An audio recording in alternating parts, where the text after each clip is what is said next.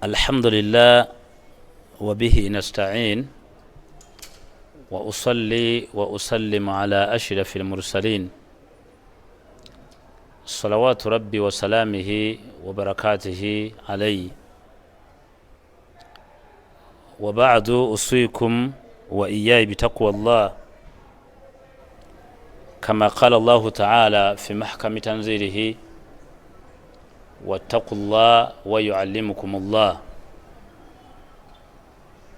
asinzibwa mutufu okusinzibwa ye Allah subhanahu wa ta'ala, omulezi waffe nanyini tugabirira.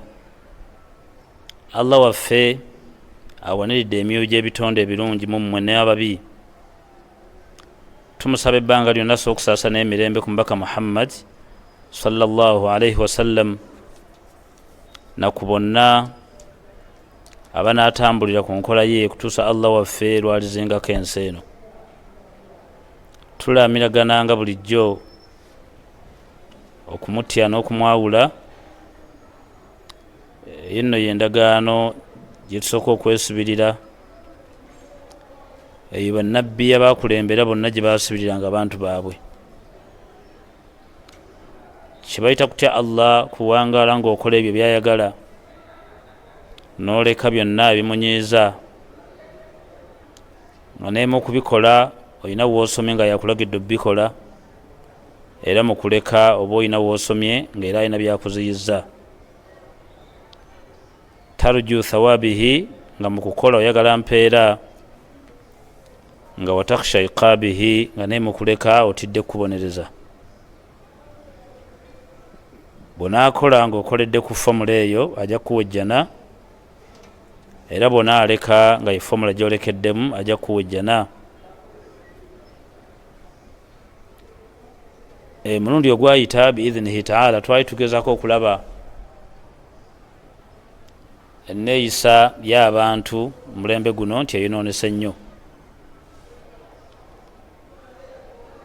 Misomo gino gye tuteekayo tubagamba bulijjo naffe tuli bamalayika.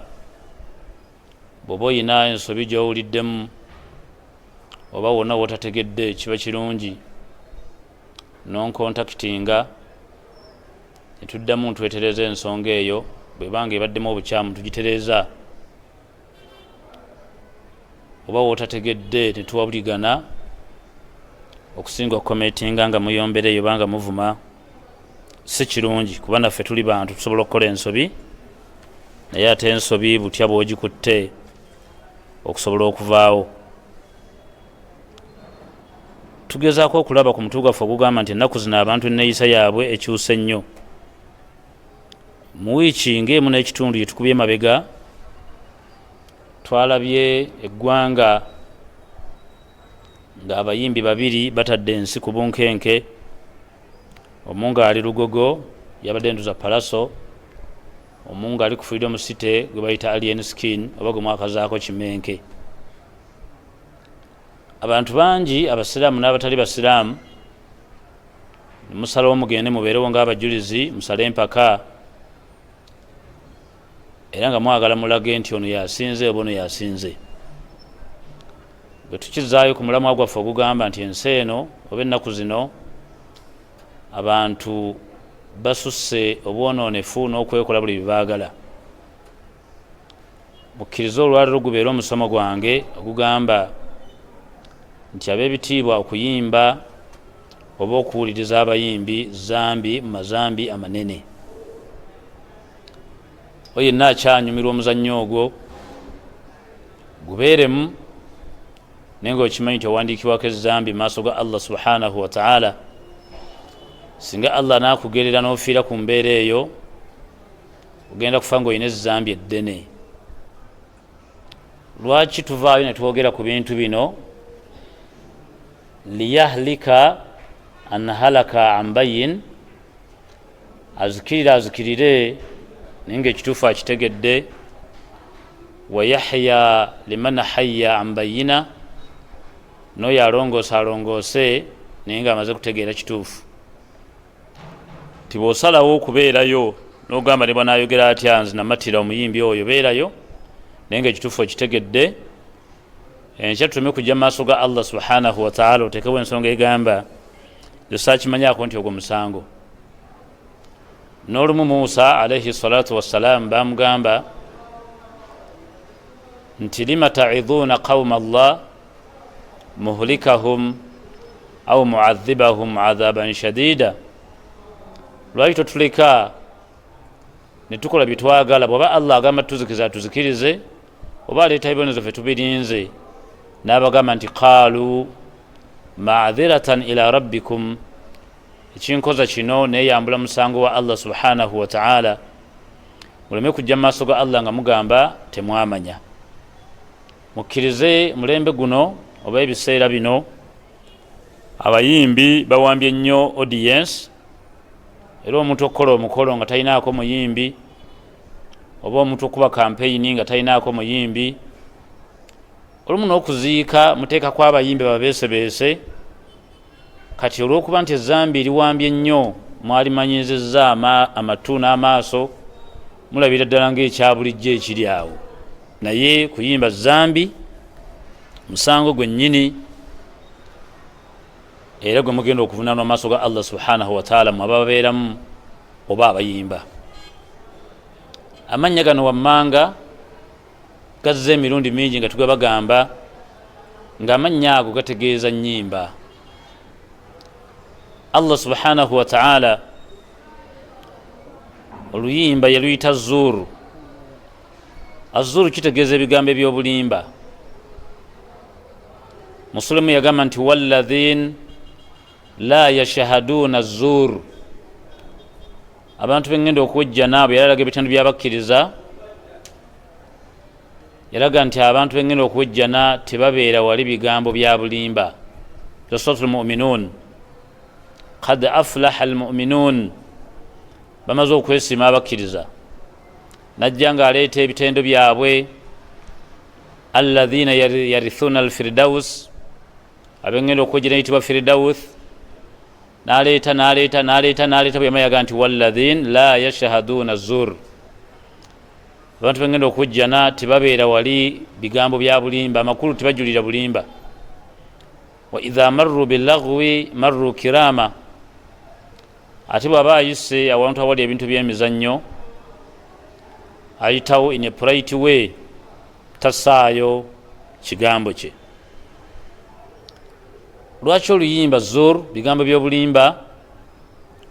Kubanga bw'owulira ebigambo bakozesa ebibeeramu byonna bigambo bya bulimba. Muyimbi omu yayimba n'abuuza nti mu ggwanga lya Uganda tufunyeyo nabbi omukazi, Katonda wa Isirayiri tabongoota ate yeebaka. Bwe yamala n'abagamba nti Mungu tukwagala nnyo, tusindikira nabbi. Mukyalo we bamuyitanga Magic Kayima yabalimba, kubanga Allah yagamba nti la ta'khudhuhu sinatun wala nawm, nze omulezi wammwe ali mu ggulu, nze atasumagira ate nze ateebaka. Ti omukyala bwe yabayimbira n'abagamba nti mu ggwanga lya Uganda tufunyeyo Katonda wa Isirayiri tabongoota ate yeebaka, ekituufu omukyalo yatulimba nekidda mu kigambo ekigamba nti okuyimba bigambo eby'obulimba. Okuyimba kuyitibwa lahu. Lahun kintu ky'obwagazi, kiri awo, kintu ekireeta obwagazi. Lahu Allah bwe yakyogerako yagamba nti wa minan nansi man yashtari lahu alhaditha, mu nsi nyinamu abantu bagula ebigambo eby'obulimba. Lahu alhaditha, bagula basuubula ebintu ebatuusa ku bwagazi eby'obulimba. Liyudhilla an sabilillah, ebigambo ebyo bagula bibajja ku kkubo lya Allah, bibabuza.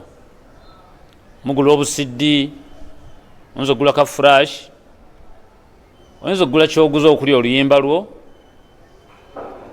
Liyudhilla an sabilillah, n'obiwa obudde n'essola netuuka okukuyitako, oba n'otuuka okukolereyo amazambi n'obeera out okumala ebbanga, n'otafuna budde buleeta adhikaari, n'ova ku kkubo lya Allah.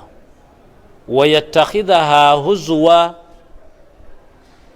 n'obifuula ebyobwagazi ebyomuzannyo ebiri awo bikulabankanya naye nga togenda bifunamu. olaba Allah bwalesa aya eyo nti wa minannansi, amazima mu bantu, man yashtari, bateekamu sente zaabwe ne bagula lahuwil haditha, ebigambo oba amawulire agataliimu makulu, liyudilla an sabilillah, amawulire ago oba ebigambo baba baguze baba bagala okuwuliriza bibabuza bibajja ku biki Allah subhanahu wa ta'ala byayagala. wayattakhidhaha huzwa, n'ayita oluyimba ebigambo ebigayaza, ebigambo ebyobulimba. tolaba omuntu wafunayo omuyimbi we namuyimbiramu ng'alinganga amuzanyirako obuzanyizi, namubuuza nti mu ggwanga lya maama w'abaana yaani, noddamu nti yeggwe, taata w'abaana yaani, nti yeggwe, abonaabona bakusibye yaani, nti yeggwe. ng'olya olinganga anyumirwamu obunyumirwa, oyogera bintu bikutwaliriza, bigambo byonyumirwamu obunyumirwa, naye akabanga ako komaze ng'oli mu muzannyo ogwo oba ng'oddamu ebigambo ebyo, olinawo akalungi kokoledde Allah subhanahu wa ta'ala. si kyekyokka mu ebyo byebadde oyogera Allah musiimu nabyo, kwe kuvaayo n'akugamba nti wa minannansi man yashtari lahu alhaditha, mu nsi nyinamu abantu bagula ebigambo by'obulimba. wayattakhidhaha huzwa, bibatwaliriza bibajja kukuba lya Allah subhanahu wa ta'ala.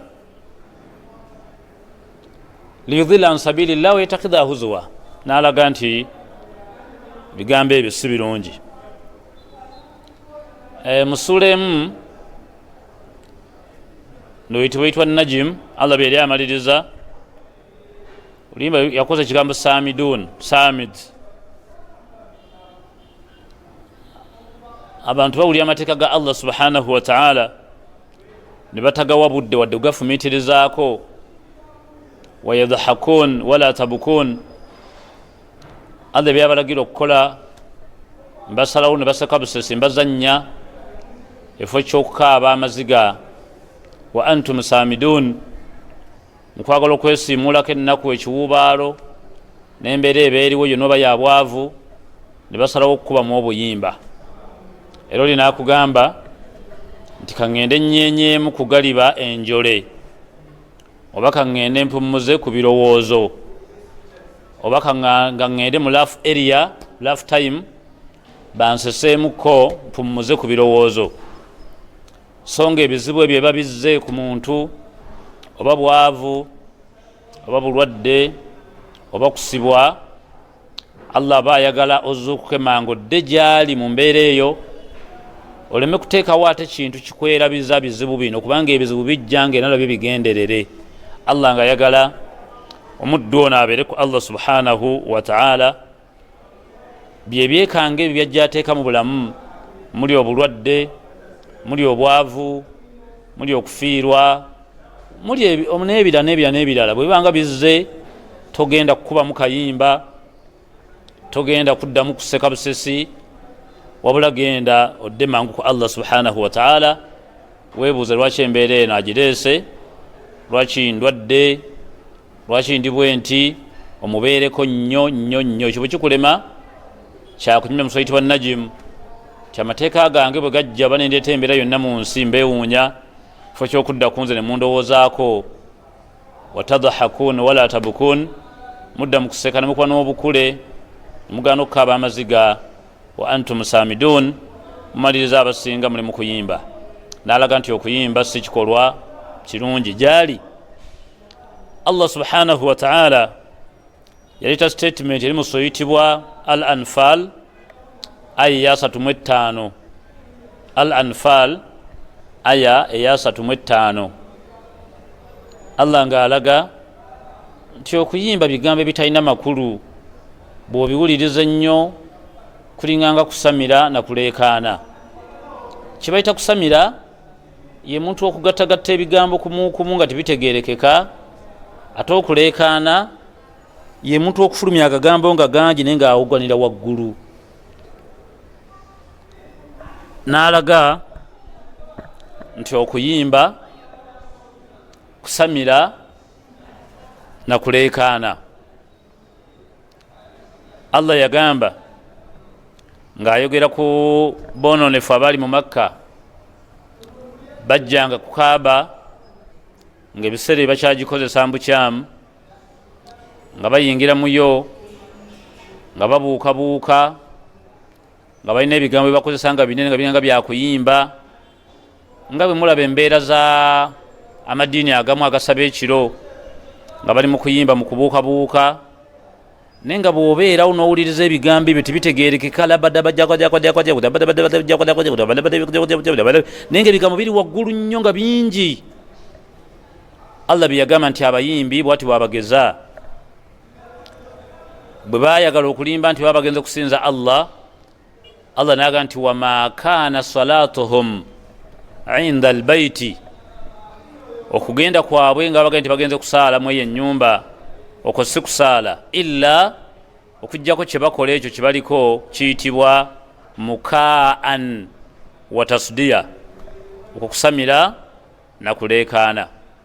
Omusamize bwogenda mu Sabuli alina ebigambo byayogera nga tebigatta, jjajja lubanga, jjajja n'ayita bino n'ayita biri, nagwe bitakwatagana, n'awoggana n'ovaawo ng'akuzannyiddeko awo mu bwongo. Kati omulezi waffe yalaga omuyimbi nti ebigambo olumu byakozesa biranga ebyokusamira n'okuleekaana tebitegeerekeka. Olwo omuyimbi omu yavaayo n'agamba nti labadaba mu kyam kyam kyam kyam kyam kyam, labadaba mu kyam kyam kyam kyam, labadaba mu kyam kyam kyam. Kati bw'owuliriza kyam kyam nga wasasudde emitwalo gy'esatu ogende owulirize ne weewuuza kyam kyam, labadaba mu kyam kyam kyam, bikulema okutegeera. Allah kwe kugamba mu suratu Al-Anfal nti wama kaana salatuhum inda albayti illa mukaa wa tasdiya. Abawarabu okujja kwabwe ku haramu e Makka babanga tebaze kusaala nga bagamba kuli kwali kusamira na kuleekaana. Oluyimba luyitibwa mukaa wa tasdiya ne luyitibwa okusamira n'okuleekaana. Okuyimba oba omuyimbi oyinza omuyita gaawi, n'oyo awuliriza oyinza omuyita gaawi. Gaawi kitegeeza mawube, gaawi kisobola okutegeeza okuwuttaala, gaawi kiyinza okutegeeza okwesiriwaza, gaawi nze oyinza omuyita kafeero mawube atalina magezi, kyekigambo gaawi. Allah yagamba ng'anyumya mu surati wa Shura naga nti ashu'araa'u yattabi'uhumul ghaawun, abayimbi bwe babeera nga bayimba bagobererwa bimawube bikafeero ebisiru ebitalina bwongo. Ekigambo gaawi ye muntu ali awo mawube oba eyawuttaala. Ashu'araa'u yattabi'uhumul ghaawun, abayimbi bwe babeera nga bayimba babeerawo n'ebikafeero ebyawuba bigaawi. Lwaki addidde omuntu ono awuliriza omuyimbi n'amuyita gaawi? Kwe kuba nti omuyimbi ono akutte mayiki mwasasudde mutudde n'atandika obbayimbira nga ngenda basamba, ngenda babamba, ngenda bakola ki, ne muddamu kyayogedde kindi ngenda basamba, ngenda babamba, ngenda bakola ki, ebigambo bitakwatagana. Lwolo bw'owuliriza bulungi ebigambo bya Alien Skin byayimba n'obiterako abantu abalina bulungi ku magezi abawuliriza obulungi, okkiriza nti Alien Skin wabeera ng'ayimba wabawo bikafeero ebyawuba era ebiwuliriza bimawube, embuzi ezitalina magezi. Bw'owuliriza ebigambo ebyo bulungi bikulema okutegeera. Olumu avaayo n'akaabamu ng'akasolo era ne bakuba olube, abakubye olube, abakubye olube Allah bayise bakafeero bamawube, embuzi ezaawuba Allah kwe kutugamba mu sura eyo n'atugamba nti ash-shu'ara muyimbi wabeera yattabi'uhumul ghaawun abeera agobererwa bikafeero bimawube embuzi ezitalina magezi. Lwaki? Anti omuyimbi alinamu eddembe naye oluyimbayo kimu n'abawa omuzinda namwe muyimbemu mwasasudde ayina mu abayimbisa. Allah n'abayita bakafeero embuzi ezaawuba abatalina magezi. Oluyimba oyinza oduyita luqyatu zina. Luqyatu azina, ekigambo luqya omuntu aba akwatiddwa shayatwin amajini nga gamutawaanya bamusomera kibayita luqya. Oyinza okukwata Kulaani n'ogisomera mu mazzi kati amazzi ago gayitibwa luqya, oba n'osomerera yennyini ng'omusomerera mu matu ekyo kiyitibwa luqya. Luqya mu Luzungu kisobola okujjayo ekigambo kya luqya, it's a catalyst. Abakolako chemistry waliwo kibayita a catalyst. A catalyst, it's a certain substance which can speed up the chemical reaction but it remains unchanged at the end of the reaction. Kibayita a catalyst. A catalyst, it's a certain substance which can speed up the chemical reaction but it remains unchanged at the end of the reaction. Kibayita catalyst. Kintu ekiyambako okuspeedinga oba okutambuza kinnaakyo kiyimirirewo. Kati oluyimba luyitibwa catalyst oba oyinza luyitibwa luqyatu zina. Kyekintu ekisobola otuyambako okuyimirizaawo obwamalaaya oba obwenzi. Kyova olaba Allah subhanahu wa ta'ala yakugira abakyala b'omubaka n'abagamba nti fala tahda'an bilqawl fayatma'u alladhi man fi qalbihi marad. Kuva na leero bakyala mmwe temuddangamu okwogera nga mukerebeza amaloboozi. Abo abalina obulwadde bw'obwenzi oba obw'amalaaya bujja kusituka olw'amaloboozi gammwe. Lwaki oluyimba luyita luqyatu zina? Kubanga omwana ono bw'avaayo n'ayimba alina ebigabo byatuuka byakozesa n'ennyambala gye bambala nga bw'obalaba, ne kiwaliriza oli okuva ku stage ajja akwate w'ayagala amukole by'ayagala. Kiba kitegeeza nti obwenzi ono abufuukidde ensonga. Waliwo yayimba n'agamba nti oba ova manga nga bw'oyambuka gonna matwale go ogenda okulya nga bwali buwemu, era yali ategeeza bwonoonefu. Nalabyeko jjo omuyimbi omu gwesajjukira linnya alina gye yabadde ayimba eyo, ndowooza omwana n'ayagala omukwata awabi aye n'amukuba oluyi. Kye yakoze kyabadde kikyamu. Bw'osalawo ogenda mu mazina g'enkima tolina bw'osobola kwewala mikira gyayo.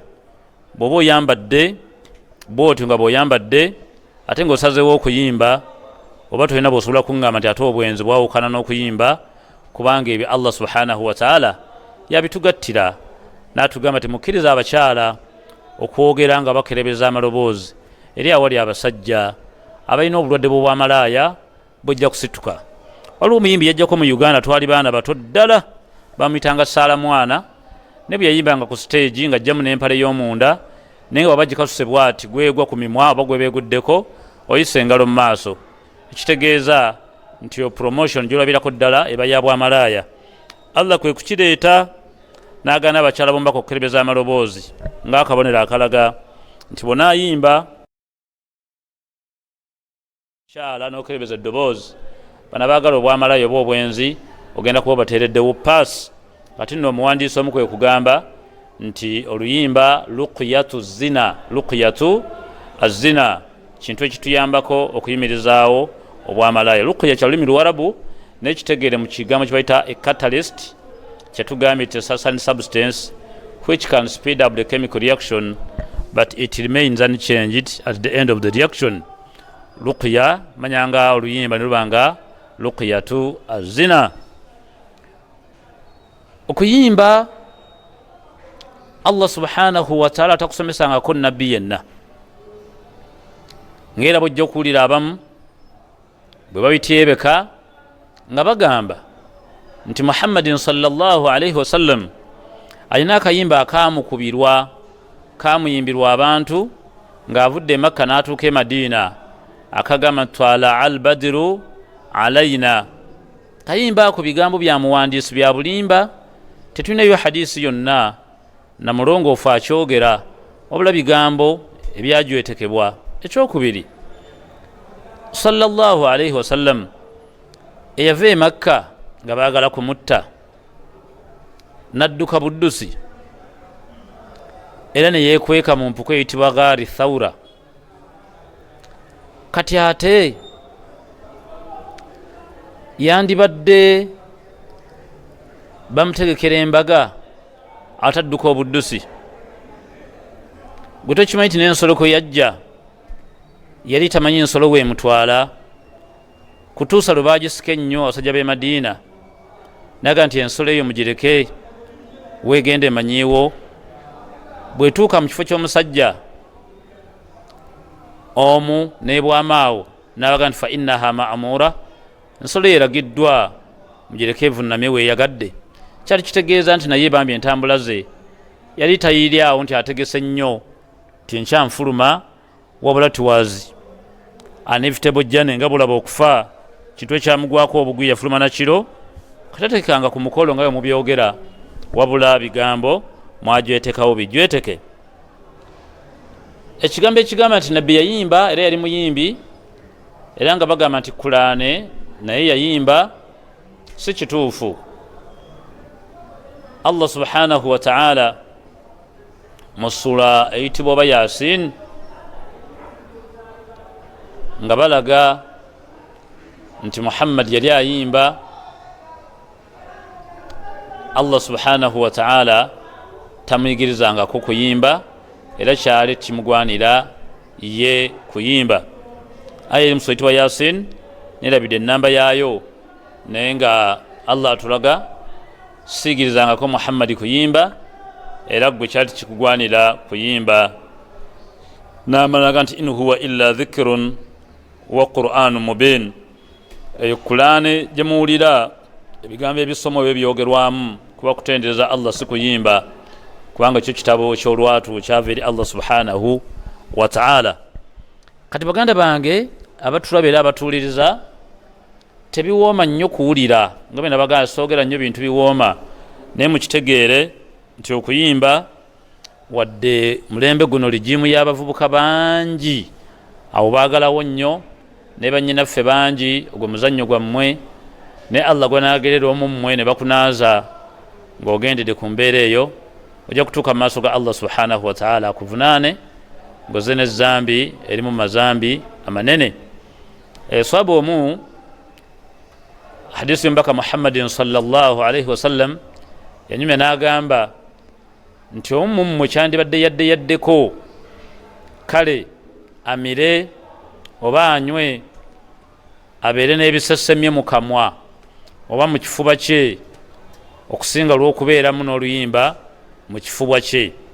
Olaba nga ekigambo kyakulagirira kinene okutuuka okufuna ebisesemye webiri mu kadomola oba awantu wonna obinywe bibe nga bikubeera mu kifuba oba munda mu kamwako okusinga okuteekamu ekigambo ky'oluyimba. Kyali kiraga ti mutuufu Allah subhanahu wa ta'ala yanyiigira okuyimba era yatamwa nnyo ennyimba. Temuzeemanyiiza wadde olwaleero efuuse bizinesi ey'amaanyi era oli okukola embaga nga tebayimbye nga tafunyeyo muyimbi, omuwala alabira ddala mumututte bubi, temumuwadde kitiibwa, temumwagalizza, famire mugityobodde, mumututte nga olumbe n'ebirala. Naye n'olumbe kati bayimba, embaga bayimba, oli ava Makka bamuyimbira. Kati nza musigadde kimu bantu kuva mu jjuma olwokuba nti bavaayo nabo nga bangi nimubaterawo omuyimbi n'abayimbiramu, naye ngaebyo byonna si birungi. Allah subhanahu wa ta'ala yagamba nti afaraaita man ittakhadha ilahahu hawa faadallahu Allahu ala ilmi. Allah yagamba nti omulabye omusajja oyo oba olabye omuntu oyo afudde okwagala kw'omwoyo gwe alina kyayagala n'akiremerako. Bwe ndabye ng'ekyo kyayagala okuwangaalirako ng'akyagala nnyo, nange nenkimulekako nengenda mumwokya. Kati omuddu mwali ng'akugamba nti nze akayimba ka gundi, kale bakubemu akayimba kamu. Ekyo kiba kitegeeza bwe kiba kyogeddwa musajja mukulu oba ajati oba muwala, naga nti bampa akayimba kale akanzija mu kisenge kokka. Allah kyali akunyumiza nti afara aita man ittakhadha ilahahu hawa.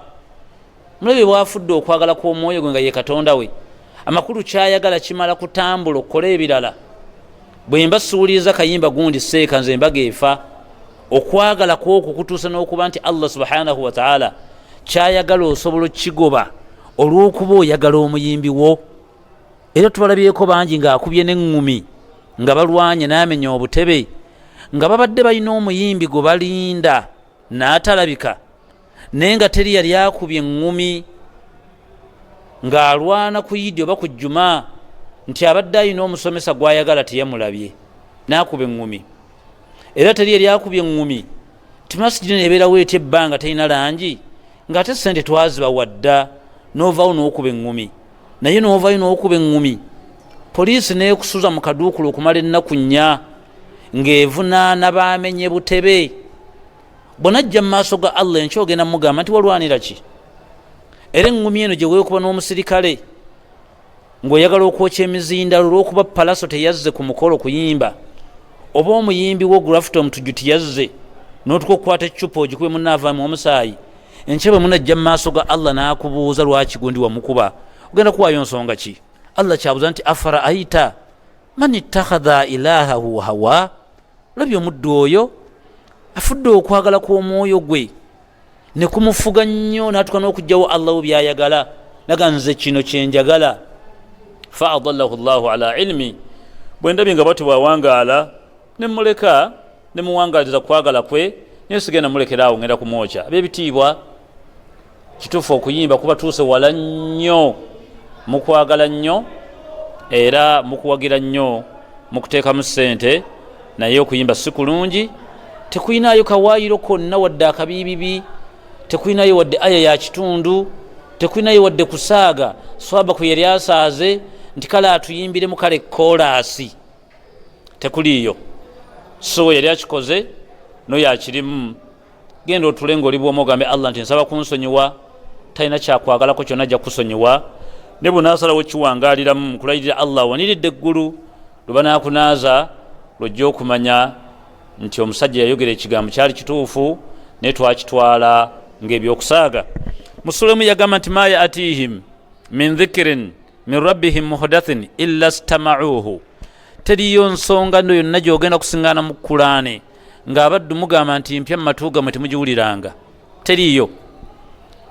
Buli nsonga yonna gy'ojja okusiŋŋaana mu Kulaani abaddu bangi muziwulira, eyo gy'obeera oyise aba mubiraba bulabi live n'obirabako.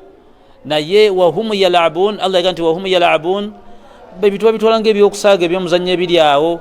Kati okuyimba munako olwo mba nkoze zambi ddene okusinga omushiriku, kuyimba munako olwo nze nsinga abenda, kuyimba munako nze nsinga ababbi. Totunuulira zambi lyoli lyakola, sooka otunuulire eriryo. Bw'oba amazambi olina abiri, ery'obushiriku n'ery'okuyimba, ng'ogamba nti kante ery'obushiriku nsigaze ery'okuyimba, gonna gajja kukwokesa omuliro. Aya eno gyosange mu Surati Nisa, Allah yagamba nti waman yaksibu khati'ata au ithma, omuntu gwe natta mu mmwe nga yagwa mu zambi nga ddene, khati'a obanga yagwa mu zambi nga ttono. Khati'a kiva mu kigambo khata'a, buntu obutonotono, obusobi obutonotono.